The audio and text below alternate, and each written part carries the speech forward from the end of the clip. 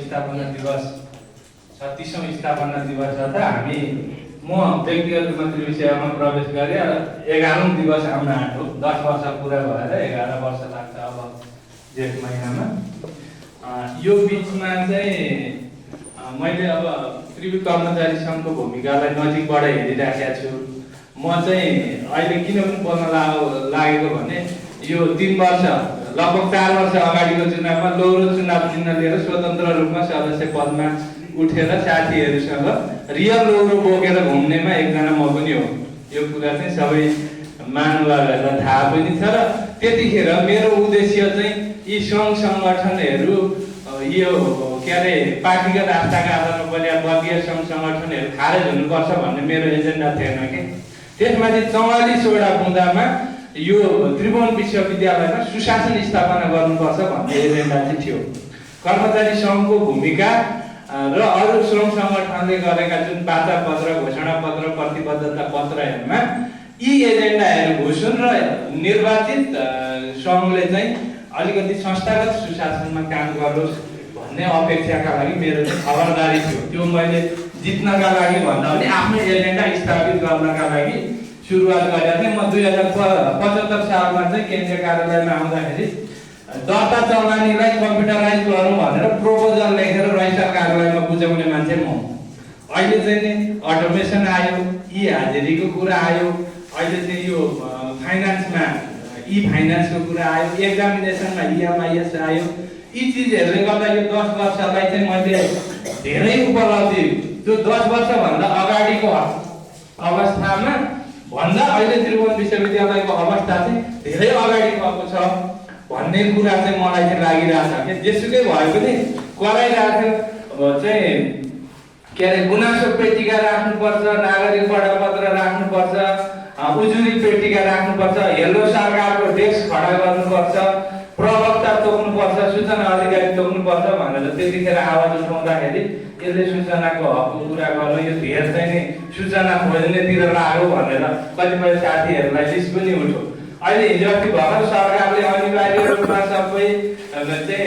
कर्मचारीको विवरण phone number सहित चाहिँ लेखेर चाहिँ कार्यालय परिसरमा राख्नुपर्ने बडापत्र राख्नुपर्ने चाहिँ सूचना उजुरी सुनवाई गर्नुपर्ने हेर्नु सरकारले 24 घण्टाभित्रमा उजुरी गुनासोको सुनवाई गर्नुपर्ने यी चिजहरूमा सरकार गरेको छ तर हाम्रो संयन्त्रमा हाम्रा कर्मचारी साथीहरूको चाहिँ त्यो क्षमता छ कि छैन भन्ने कुरामा चाहिँ कर्मचारी सङ्घले वर्गीय हकित हेर्ने यो कुरा हेर्नुपर्छ कि पर्दैन तपाईँ हामी हिजोका दिनमा अब म थोरै के भन्छु भनेदेखि चाहिँ यो अघि सरले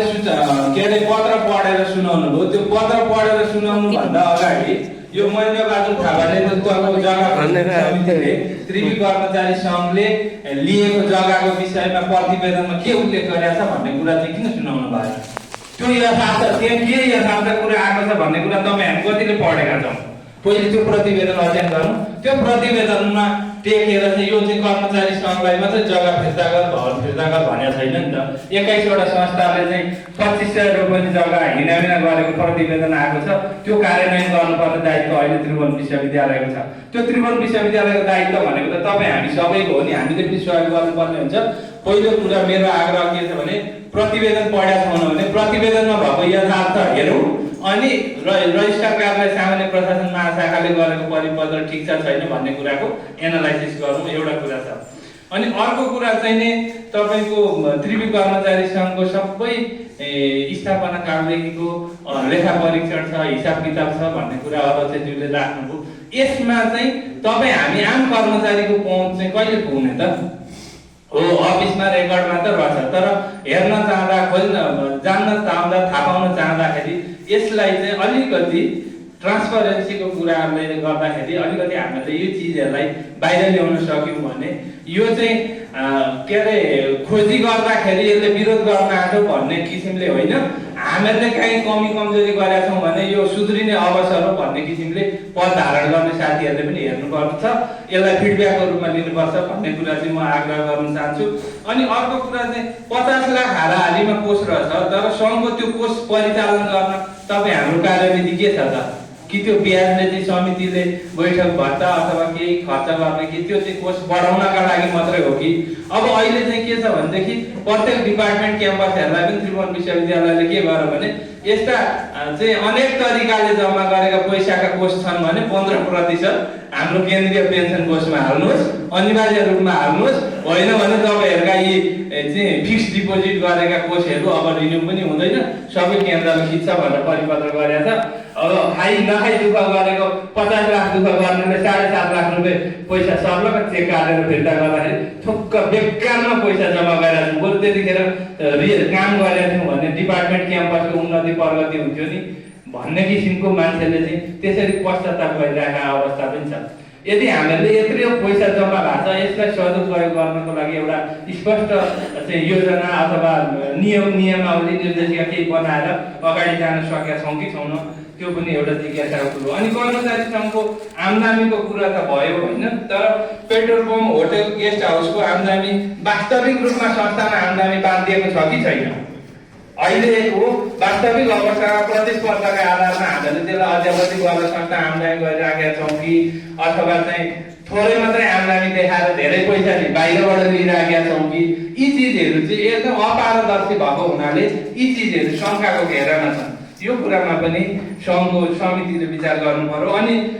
गेस्ट हाउसमा दैनिक कति कर्मचारीहरू बस्छन्, कति शुल्क तिर्छन्, त्यसको रसिद दिने सिस्टम किन अहिलेसम्म बनाइएन, यसको चाहिँ समीक्षा गर्नुपर्छ कि पर्दैन त? अब हुन त भवन फिर्ता गर्ने 35 दिनभित्रको आदेश आइसक्यो, अब समीक्षा गर्दा नहोला। हुन त भोलिका दिनमा पनि यो चाहिँ यो भाडामा दिँदा प्रतिस्पर्धात्मक प्रक्रिया अवलम्बन गरेका छ कि छैन भन्ने कुराहरू पनि अहिलेको समय सापेक्ष रूपमा जिज्ञासाको रूपमा आएको छ।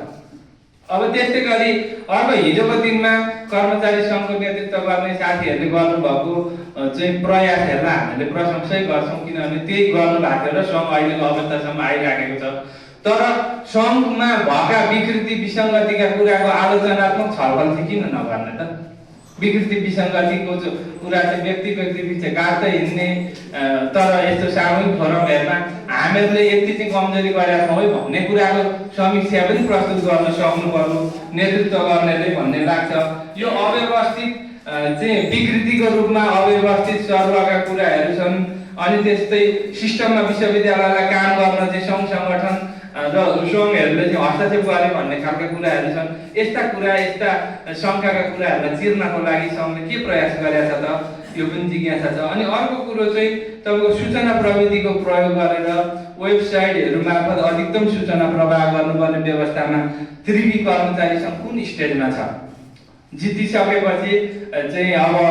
कर्मचारी सङ्घको नेतृत्वले यसलाई डिजिटलाइज तरिकाले अगाडि जानको लागि इच्छा शक्ति कति देखाएको छ? यो कुरा पनि कर्मचारीहरूले जिज्ञासा राख्दाखेरि जवाब दिनुपर्छ कि? अब त्यस्तै गरी अर्को चाहिँ देशभरबाट चाहिँ भोट दिएर चाहिँ कर्मचारी सङ्घ नेतृत्व भइरहेको छ, तर देशभरमा चाहिँ क्याम्पसमा भएका कर्मचारी सङ्घमा को कसरी नेतृत्व गरिराख्नु भएको छ? यो चिजहरूको अध्यावधि केन्द्रीय सङ्घले किन गरिराखेको छैन?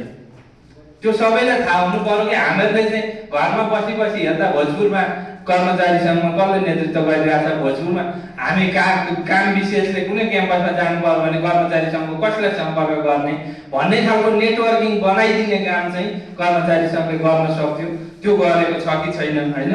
यो कुरा चाहिँ अध्यावधिक विवरणहरू वेबसाइटहरू मार्फत सार्वजनिक गरेको